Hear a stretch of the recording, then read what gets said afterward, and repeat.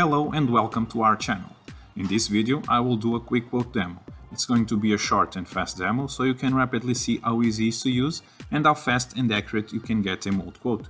To start, and with QuickQuote already open, we can import a part. It has to be in the STL format, the file. After adding the geometry in the bottom left here, you can find the Edit Definition menu. And in here you have the different tabs. The first one is Part Orientation, that provides you the tools to an easy orientation of your part.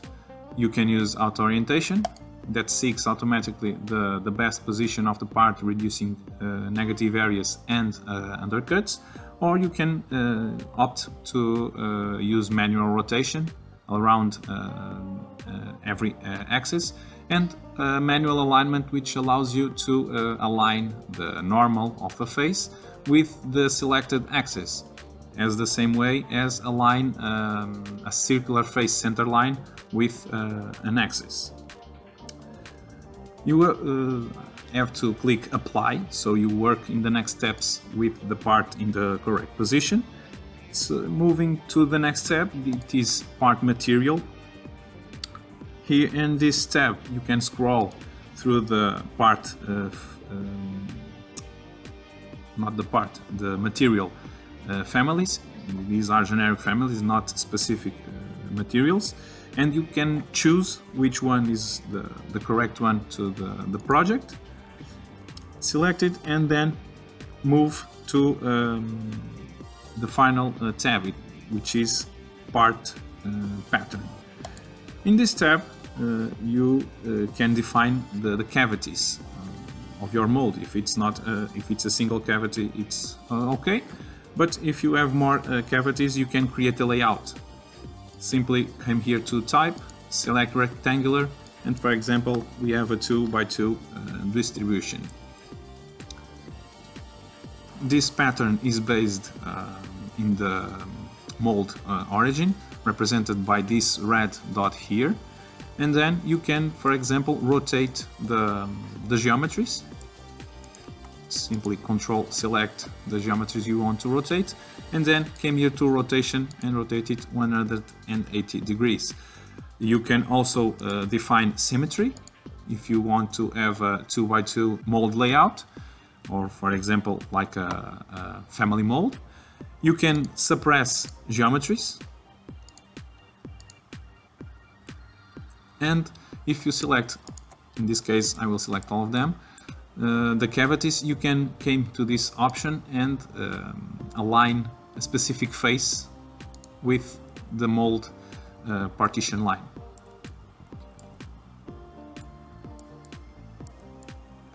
So when all is done, simply click OK. You can also create an offset. As you can see here, the offset is already defined for the Z axis. In the X and Y you can also create an offset for the selected cavities, and even here you can define the space between cavities. For example, 180 in both directions. Click OK, and the QuickQuote automatically calculates with the default standards, materials and values defined in preferences, the total cost. So here in the 3D view you can see the part file, the name of the part file that we are using, and then moving here to the cost view is all where all the information is added and edited. So to start, you can choose your client. If you don't have this specific client, you can create it. You can define project and client reference.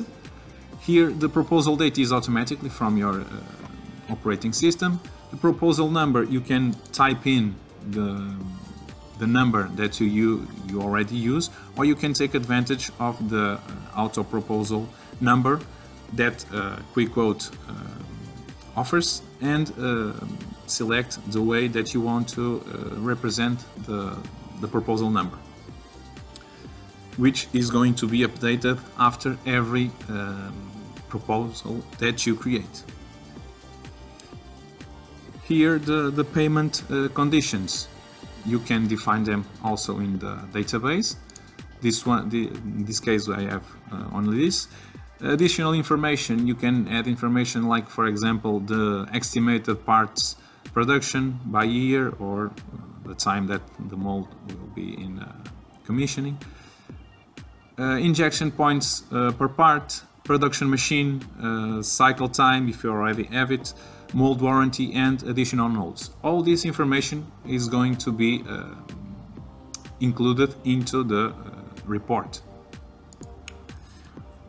Information support is where you type the support supplied by the customer. When using an STL file, 3D option is marked automatically, but if the customer supplies you with a 2D drawing, a paper drawing, or a sample part, you have to select it and then use the QuickQuote capability of simulating the part volume with some shapes, not the actual part, but helps you simulate the projected area and clamp force.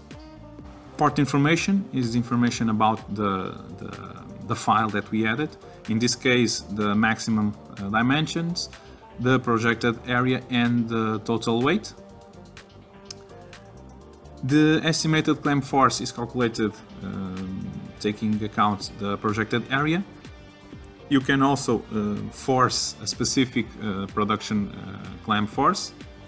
Mold weight is also automatically depending on the standard that you already have selected, but moving further in this quote, you can see that changing materials, changing the dimensions will also update these depending values. Mold type is where you select if it's a prototype mold or production mold, and if it's a production mold, if it's a monoblock, elements, core, or cavity insert mold. Moving down in the list will increase the cost of the tool. Associated with mold type is complexity, which you can select from very simple to special mold.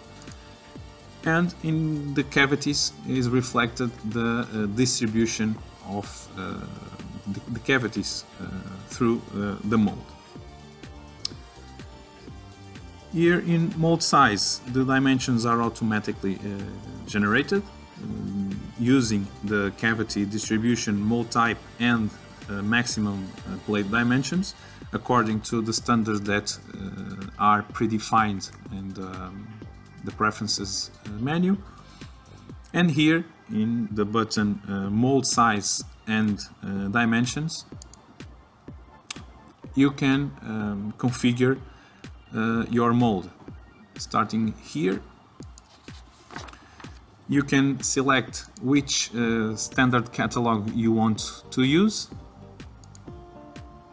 which size have the clamping plates, if are larger in one direction or have as the same dimension as the mold, if you have a standard mold or a mold with ejection and injection on the same side, and finally if you want to use a double ejection mold. When it's done, these options here, you can move to these two display views. In current mold, we have the plates that are considered to our mold, and in the right view you see some gray and some pink plates. The gray plates are the ones that are selected and into our mold. The pink is the plates that you can select, you can add, but are not added already. So you can add just clicking over a plate, or remove a plate if you want, just clicking again over it. When it's done, click apply and return. So now we are back to our previous menu, and now you can change the view mode, a different configuration of views. The selection mode, if you want to select plates, movements or parts. If you want to show the specific movements and to display or not the pattern, and also a measurement tool that helps you visualize some of dimensions. But for example, if you want to change a plate size, leave the plates elements selection mode active and then select the plate that you want. If it's within the standards dimension you want, just drag the plate to the desired dimension. If not, you can untick this box and then type a value or drag freely the plate to the desired dimension. Let's leave it 20. And as you can see, every plate has a reference. This is the material reference that the plate is made of, and these two views, the right and top view for example, can be used in the report that you will create later. When it's done, here everything, we can close and go back to our main window. If you made any changes, mold size and mold height will update its values. Mold height, for example, updated because I've changed the height of a plate. Mold flow analysis and dimensional measurement control can be added or removed to the quote. Mold size category is an association between mold size and mold weight. The Incoterms, you can select it from the list and select the origin and destination port, for example. Moving down to the second section, materials, you can change material type, treatments and surface finishes for cavity, core, mold base, cavity and core plate, injection pin plate, slides and inserts. And in the case of slides and inserts, you can also see the number of slides per cavity and the total number of slides. But if you want to check where they are, their geometry and where they are applied, and even edit those movements, you can click this dotted button here, which lets you access to the edit menu. Since the slides are automatically generated by the software, you can use the auto join movements option and click auto detect to try to join closer movements to a single movement. But if the auto join didn't join all the movements that you pretend, you can select them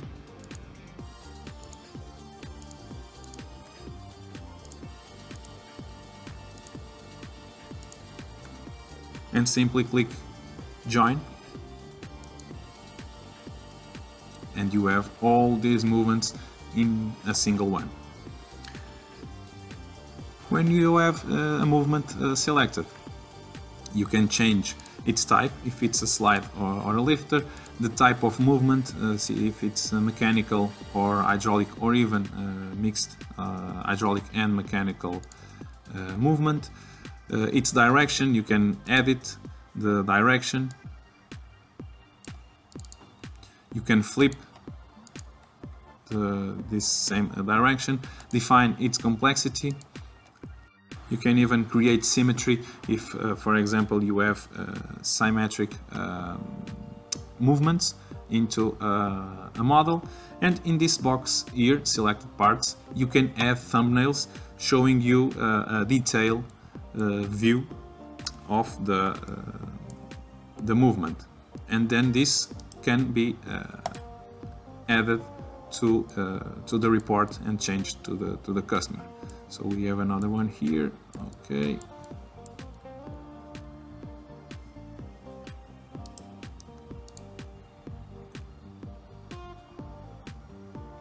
If you want, you can also add new inserts, simply clicking add and defining the faces where it is to be created. When it's done, we simply close this window. And for example, you can see here that the quantity is updated. We have less movements, only 2 per cavity, and a total of 8 movements in our mold. In the case of inserts, since it's an option, it's up to the user to create them. And it's the same thing. Enter the menu. And in the case of inserts, since they are an option, they are not created by the software, it's up to the user to create them. Just entering the menu, selecting the view where you want to create the insert, select the option add, and you can draw a rectangular shape, and then you can say how many of these are included, the machine cost and the material cost. Also the depth, if it's through all the cavity, and if it has a finite dimension. When it's done, close, and now the quantity is updated. So since we have movements and inserts, we no longer have a monoblock mold type. We have to update it and move it and selecting now elements as our mold type, which will increase the mold weight and also the mold cost. But we have to have this geometry in consideration, since we will have movements. You can see also here in our mold size and configuration dialog that is created around the cavities, these new geometries, which are the cavities itself. And also these two options, cavity and core plate, are now available, and you can select the material of each one, and also the treatment if it's the case. When finished the material selection, you can move down to the third section, molding inserts, and here are represented CNC and EDM ratio, preparation time for CNC, EDM and drilling operations, and also the options to the definition of injection and ejection systems. In case of injection system, you can select from a code system in which you have to define its complexity, or move to a hot runner or a hot runner 2 materials system. In case of a simple system of hot runner, you have to accept or not addition of a support plate for the manifold. After that, you can choose your nozzle type, if it's an open or a valve gate system, its brand, the disposition of its manifold, and also the number of manifolds, and how many nozzles do you want to use. For the ejection system, you can select pins, flats, sleeves, ejection rings, or stripper plates. And in this case, since you cannot select at the moment how many of each of these ejection systems included in the mold, you have to select the most expensive one, define its complexity, if it's hydraulic actuated, and in this case how many hydraulic actuators will be included. And now we reach our final two options. One is the machine type suggested based on the estimated clamp force, and the number of tryouts for machine and material cost. Once we have completed all our definitions, we move to cost calculations, and here you can find standard parts, material and treatment costs. In this box you can define possible delivery time, and in case of the sales guy was not from your company, you can insert here is commission, and once it's done it updates the total cost calculated, and this value here will help you to define a final price, which can be lower or higher than the one that is shown here. I will introduce, for example, 70,000 euros, and the difference between the calculated cost and the final price is split for all of the works and will update times of the operations so that the cost breakdown matches the final price. And now we can also expand the cost view. And now it's possible to see our cost breakdown and expand all these groups. And also, if you want, you can change milling times, erosion times, wire erosion costs. All this can be edited and will update your total calculated cost. After all this checking and definition is done, you can also preview your report, and after that move to export your cost breakdown. And in this menu you choose your template.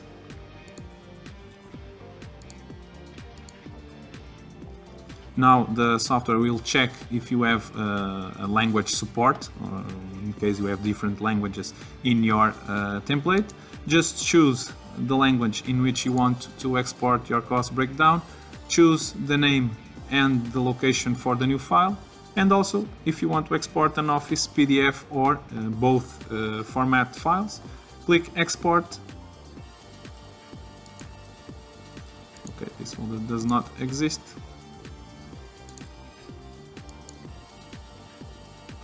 Click Export. Now the software is creating our file, and once it is ready we will see the opened file.